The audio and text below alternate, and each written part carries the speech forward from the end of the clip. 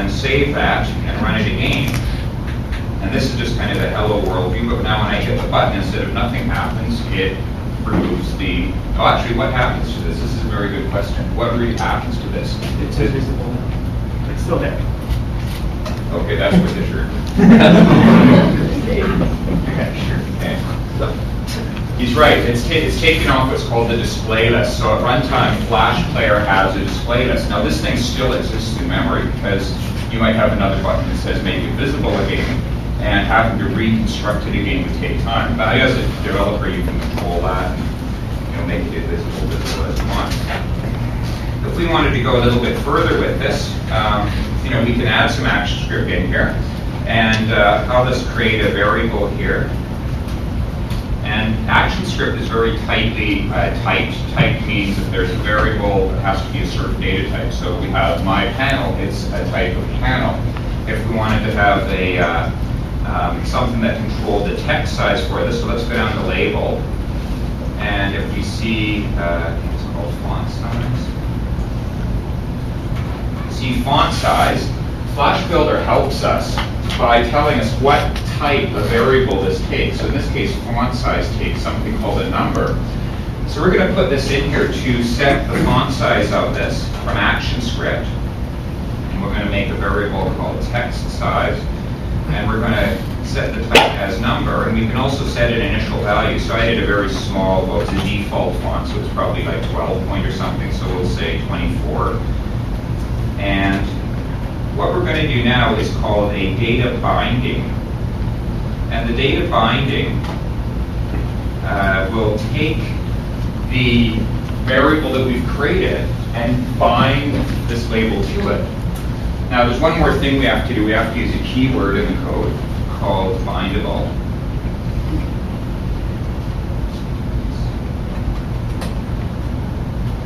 And bindable basically tells us that it can be bound. If you run that again, these are kind of like the 8 top things that you need to know when you start programming ActionScript. After that, you can go in any direction. But you can see now that it binds it to it. What this does, the logic behind this, is that this basically says register an event listener against this thing, and also whatever the value of that variable is, make sure it's here. But anytime this thing changes, if we use the slider to change it, it would fire an event down to the text label, to the label, and say, I've changed. And it would change the size of the label as we do it. And that's pretty easy to do. All we have to do is go back to the slider. Now what do we have to do to it if we want to program against it? What do we have to do? If we're going to reference something in an application, we have to give it one thing to start with. Type. A unique ID. We say unique ID. Okay. Okay. 2 shirts, 1 for each size. Okay. So that's to have its unique ID. Now this stuff is not difficult. This is actually pretty easy, and you don't have to be a developer to do this. I'm going to show you an easy way to cheat on this. If you go back to the design view, I can go down here and say, okay, minimum value, well, the minimum font size should be 10, the maximum is 72 for some reason. Step size in 2, I can give it a value if I want, while dragging through. And on change, now on change, this is the on change event is another event. And what we want to do is build a function, because ActionScript is object-oriented in its implementation. We can build a function that basically handles what happens to something else in our project when this change occurs. So I'm going to say on when changed. I'm going to go back to the code view. It gives me an error. Whenever you see when you're developing a Flash Builder, one of these Alexas, that means there's an error. I've gone a little bit technical right now, but we're going to go back up into the more design area in a little bit. So what I have to do is now write my when changed event.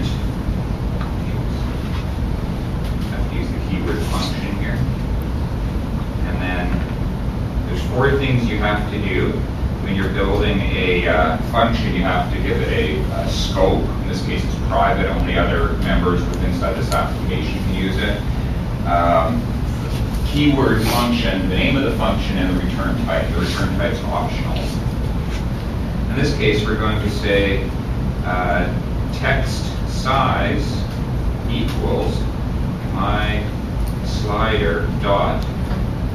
And if we look at value, we'll see it also is a type number, so that should work nicely. And we save that. I've got the spinning beach all that's on my system right now, and I don't know why. Okay.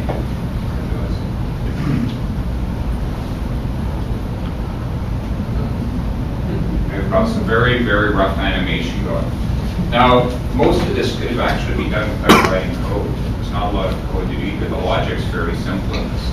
This is what Flash Builder's great power is. You as a designer or a developer can come along and start building these things from wherever your step off point is in your current job and start seeing how the code is behind it. It's the greatest way to learn. When you see the code behind, you start to inherently over time understand more about Flex and the Flex framework and be able to build some cooler things. Now, one of the things I talked about earlier was the ability to work with Flash Catalyst, and this is kind of the bridge between the design world and the developer's world. And with the launch of CS and the launch of the Flash Builder products now in sync, we have a Flash Catalyst CS5 version. Only I can get this, you can't get it publicly yet, I don't think. And this gives you the idea, the ability to take an Adobe Illustrator file and turn it into a Flex project and start working with it. So typically when you have a design developer workflow, you have at some point where somebody's done some work and they've got a mock-up of what a user interface would look like. And this is opening the Adobe Illustrator file. This is actually one of the dreams when Adobe and Macromedia merged, was that we'd be able to bridge these, because people often started in Photoshop and then went to Flash and then went back to Dreamweaver again. So it was kind of putting all the tools under one umbrella. So it opens up, analyzes the file. Mine's running in debug mode right now because it's a pre-release beta. A little bit slower than it should be. But I can go here. This is basically the Illustrator file, so you can see the word votes or 11th Congress and the kind of rounded buttons are all separate objects. So I can take both of these and I can say, oh, let's convert this artwork to a component. Now, if I'm designing this, I kind of want these to be buttons, but when I hand this off to a developer, I don't want it just flat like this and the mouse goes over it and nothing changes. Somebody has to figure out that's a button, by themselves. So what we can do is we can, as a designer, convert it to a button and say, okay, now it's a button, now let's add some dynamic behavior to it. So buttons have 8 different states for it. So there's a mouse up, a mouse over. This is the mouse over.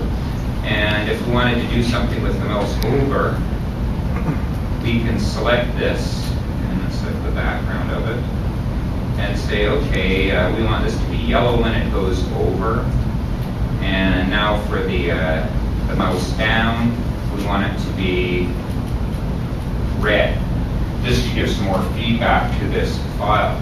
Now I can export this, I can save it as a .fxp package, and then give it to a developer, and the developer, when he loads it up in Flash Builder, he or she loads it up in Flash Builder, is going to be able to see this behavior. So it helps bridge that communication gap between the kind of right brain and left brain type people.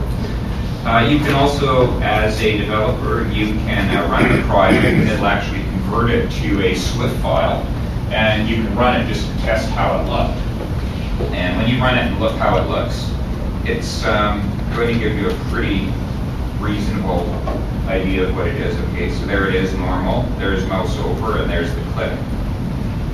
What's cool about this is you didn't have to do any coding. So those of you who are designers who are kind of like scared of the voodoo magic that people like me do, you shouldn't be, because you can actually get a lot of these results. Okay, any questions on that? Okay.